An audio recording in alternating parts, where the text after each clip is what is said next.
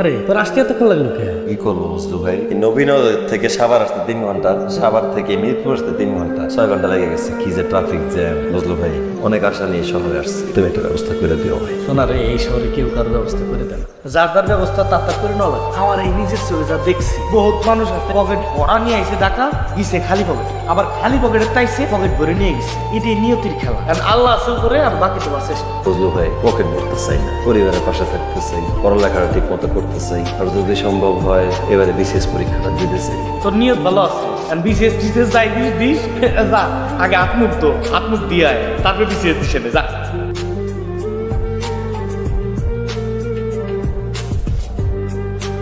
আমার মেয়ে ক্লাস 4-এ পড়ে, ওর অলরেডি 3টা টিচার আছে, তবে ম্যাথের যে টিচারটা সেই দাঁড়িয়ে ভালো পড়াচ্ছে না। ফাইনাল এক্সামে ও ম্যাথে 100-তে 96 পেয়েছে।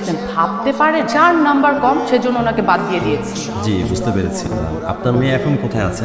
ওর রুমে লেখাপড়া হচ্ছে। কিন্তু টিচার, স্কুল, এরপর নিজের পড়ালেখা, আপনার মেয়ে খেলাধুলোর সময় পায় কখন? একটা ছোট মানুষের তো মানসিক বিকাশ হওয়ার জন্য খেলাধুলো করা খুব প্রয়োজন।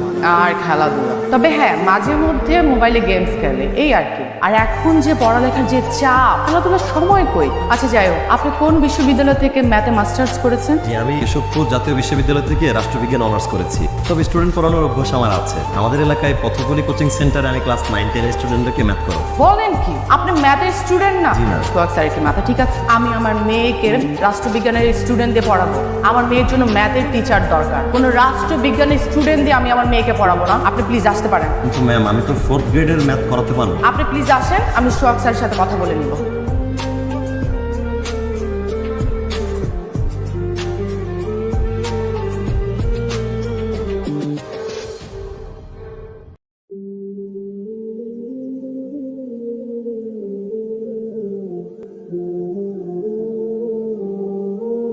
বাবা 2 দিন ধরে কিছু খাই না রে বাবা, কিছু টাকা দে না, খাবো। আচ্ছা, আমিও না খাওয়া। আচ্ছা, এই 50 টাকাই আছে। চলেন দুজনে মিলে কিছু খাই, আমি আর আপনি। হ্যাঁ। মানে কি অদ্ভুত না, নিজের কাছে টাকা নাই অথচ অন্য আরেকটা মানুষকে নিয়ে যাচ্ছে খাওয়ানোর জন্য। খুবই অবাক হলাম। চল যাই। কি রে, একটু হতাশা মনে হতেছে? বুঝলো ভাই, হতাশ না হয়ে কি করবো? টিউশনিও পাইতেছি না, পাইলে নিজের যোগ্য প্রমাণ করতে পারতেছি। স্বাভাবিক না, যে শহরে ছাত্র শিক্ষক বেশি, এই সমস্যা তো নেই। আচ্ছা তাহলে তুই কি করবি, দেশে চলে যাবি? হ্যাঁ তাহলে যা। আমাদের লাগে কোনো চিন্তা করিস না। আর একটা কথা মনে রাখিস, খালাম আকার যত্ন এটা রাখুন না কেন, সূর্যের আলো দেখা যায়, তুই একদিন সূর্যের আলো জ্বালাবি। মা, তোমার শরীরটা তো ভালো না, তুমি ঘরে গিয়ে বিশ্রাম করো। তোমার কথা আমার সবসময় মনে থাকে।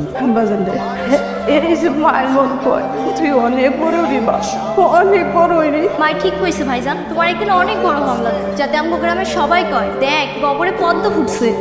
সেই ফুলের সুবাতাস যেন আমার গ্রামের সব মানুষে পায়। আমিও গর্বে বুক ফুলে এত বলতে পারি আমার ফল অনেক বড় হয়েছে। হ্যাঁ বাবা। বাবা, তুমি কখনো আমাদের অভাব বুঝতে দাও না। তুমি আমার কাছে পৃথিবীর শ্রেষ্ঠ বাবা। তোমার জন্য হইলেও আমরা বড় হইতেই হইব। শুধু দোয়া করো। আসি আমি। বাজান তুমি সরকারে থাকিস না। বাসের সময় হয়ে গেছে। চলো।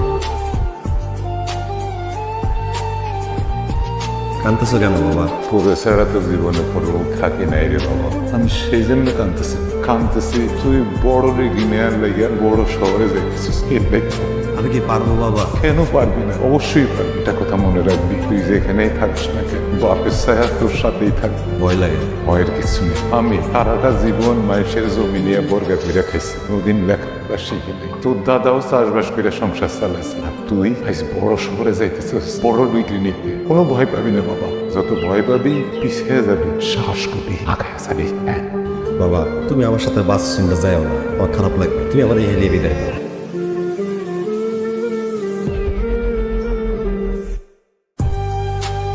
না ভাই, গ্রামে ফিরে যাবো না ভাই। শহরে আমি কিছু করতেছি, নিজের প্রমাণ করতেছি ভাই। কি কব, আমার এই যে আমাকে এখানে থাকতো, হ্যাঁ যার বেড়ে তুই ঘুমালি, এই সালের চাকরি নেই। এই চাকরিটা তোর পুরো বাড়ি সিকিউরিটি গার্ডের চাকরি না। আমার কথা হলো সিকিউরিটি গার্ডের চাকরি করে কি তুই পড়াশোনা করে পারবি? ভাই, সিকিউরিটি গার্ডতে আমি রাজি আছি। এই চাকরিটা আমার খুব দরকার, তাহলে আমি পড়াশোনাটাও চালাতে পারবো ভাই। তাহলে তো হয়েছে, দুই ভাই মিলে 22,000 টাকা পাবো, বোনাস তো আছেই। হ্যাঁ তাহলে তুই পড়াশোনা করতে পারবি, টাকা পয়সা কোনো সমস্যা হবে না। পোশাক আশাক দেয়, সাইজ না মিললেও পোশাক আশাকের টাকা লাগে না। ঠিক আছে, আমি করতে রাজি আছি। আচ্ছা তাহলে তোর চাকরি ফাইনাল। আসসালামু আলাইকুম। ওয়ালাইকুম আসসালাম। আপনাকে পরশু আমার কলেজের সামনে দেখেছিলাম না? আপনি পড়াশোনা করেন নাকি? জি ম্যাডাম। ও কোন সাবজেক্ট? ম্যাডাম আমি ওই বাংলা কলেজের রাষ্ট্রবিজ্ঞানে মাস্টার্স। আচ্ছা, আপনাকে যেখানে দেখেছিলাম আমিও ওই কলেজের শিক্ষার্থী, বাংলা দ্বিতীয় বর্ষের ছাত্র। ম্যাডাম তাহলে তো খুবই ভালো। আমি আপনার কলেজের জুনিয়র, আমাকে ম্যাডাম বলতে হবে না। আমার নাম তিথি, আমাকে নাম ধরে ডাকবেন, ঠিক আছে? আপনার নাম কি? ম্যাডাম আমার নাম শফিক, শফিক কিবরিয়া। আসসালামু আলাইকুম। আপনাকে না বলেছি আমাকে ম্যাডাম বলবেন না, আমাকে তিথি বলে ডাকবেন। জি তিথি ম্যাডাম, কি বলবেন বলেন। তিথি ম্যাডাম না, তিথি। জি তিথি, কি বলবেন বলেন। আমার ছোট বোনটা ক্লাস 9-এ পড়ে, ওর জন্য টিচার খুঁজছিলাম। আপনি কি ওকে পড়াতে পারবেন? অবশ্যই পারবো, আমি তো টিউশনই খুঁজছিলাম। যাক, তাহলে তো ভালোই হলো। আজকে থেকে শুরু করে দেন, বাকি কথা বাসায় হবে।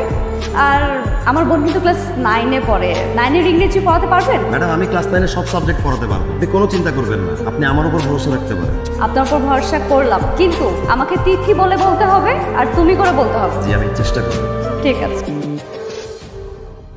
Informal emails can be different type depending of the purposes. However, the most common features of informal emails are: number 1, you should write the email address carefully. Number 2, just write the subject of your email.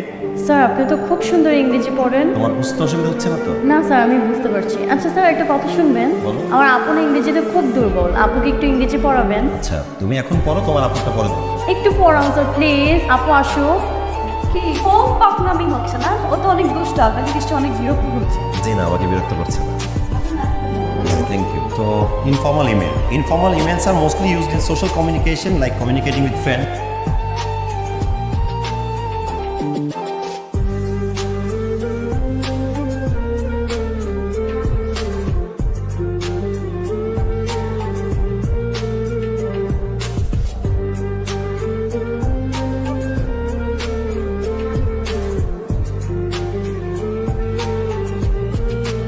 অনেকক্ষণ ধরে তো না না বলছেন, এখন আমি আপনাকে একটা শার্ট গিফট করবো, সেটা আপনাকে নিতেই হবে। আপনি আমাকে গিফট দিতে চাচ্ছেন সেটা ঠিক আছে, কিন্তু আমি তো আপনাকে গিফট দিতে পারবো না। আমার তো কোনো গিফটের প্রয়োজনই নেই। আপনি ভাইবাতে চান্স পেলে আমার সব থেকে ভালো গিফটটা পাওয়া হয়ে যাবে। আর আপনি যেহেতু ভাইবাতে যাবেন, আই থিঙ্ক আপনাকে হোয়াইটটাতে বেশি ভালো লাগবে, তাই না?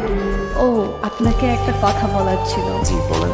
না থাক, এখন না বলি। যে কথাটা বলার জন্য 1.5 বছর যাবত অপেক্ষা করেছি, সেটা পরেই বলি।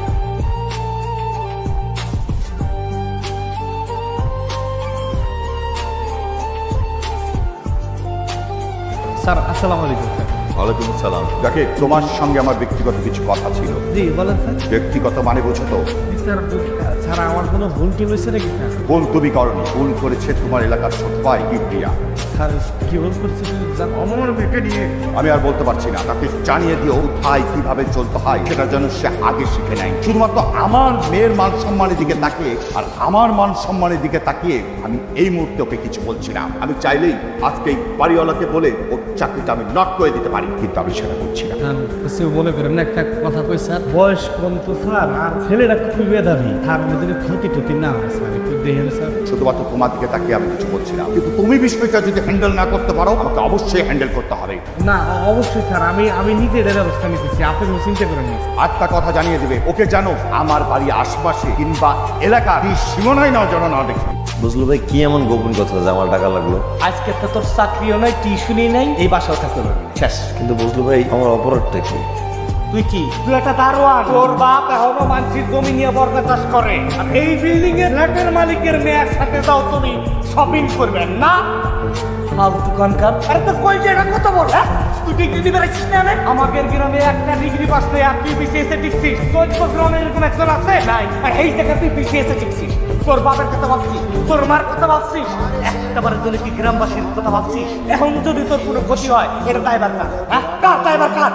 তুমি কোনো চিন্তা করি না বুঝলো, আমি এই বাসা ছেড়ে চলে যাবো। তোমার চোখের সামনে কখন করতে চাই না বুঝলো। হ্যাঁ, অপরাধ করছিস না? চলে তো যাবি, যা চলে যা, তোর চোখ দিক থেকে তুই চলে যা বাইরে। তোর যে লক্ষ্য, এই লক্ষ্যের থেকে কোনো জায়গায় তোর ইচ্ছা শোনা। দেখ তোর দিকে কিন্তু মেলা মানুষ, আমাদের পুরো গ্রামের লোক টাকা রয়েছে তোর কি যে সব নিয়ে ঢাকা আসছিস ওই সব চিনতে পারি। নিজের যত্ন নেবেন, খাওয়া দাওয়া করবেন ঠিক মতো। সবসময় তো আর শুধু পড়ালেখা করলেই হবে না। আজকের পরে আপনার সাথে আমার আর দেখা হবে না। 18 তারিখ আমার বিয়ের দিনে হাজবেন্ডের সাথে জানি চলে যাব। আপনার বিজনেসের ভাইবার রেজাল্টটা দিলে যদি আপনি টিকে যান, ফেসবুকে একটা স্ট্যাটাস দিন, আমি দেখে নেব। ও আপনার তো ফেসবুক অ্যাকাউন্টই নাই, তাহলে আমাকে একটা ফোন দিন। আমার ফোনও তো সুইচ অফ থাকে। আচ্ছা, আমার জানার দরকার নাই। আপনার জন্য একটু রান্না করে নিয়ে আসছি। এটাই মনে হয় আমার হাতের লাস্ট রান্না করা। খাবো থাকুন। রেজাল্ট দিলে কি যেন বলতে চেয়েছিলেন? সেটা এখন বলে আর কোনো লাভ নেই। আমি কি আপনার হাতটা একটু ছুঁয়ে দেখতে পারি?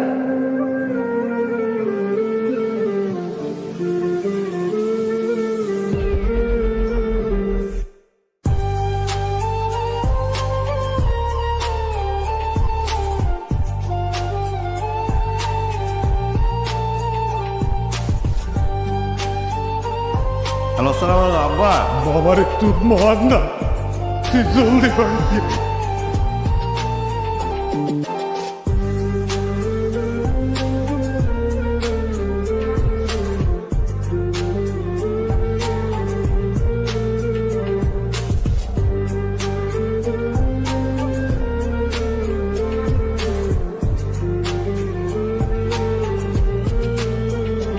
আই জি বলেন। ভাই আজকে তো এপিসিএস এর রেজাল্ট দিছিল, একটা মেয়ের নাম্বার কি মিনা দেখবেন?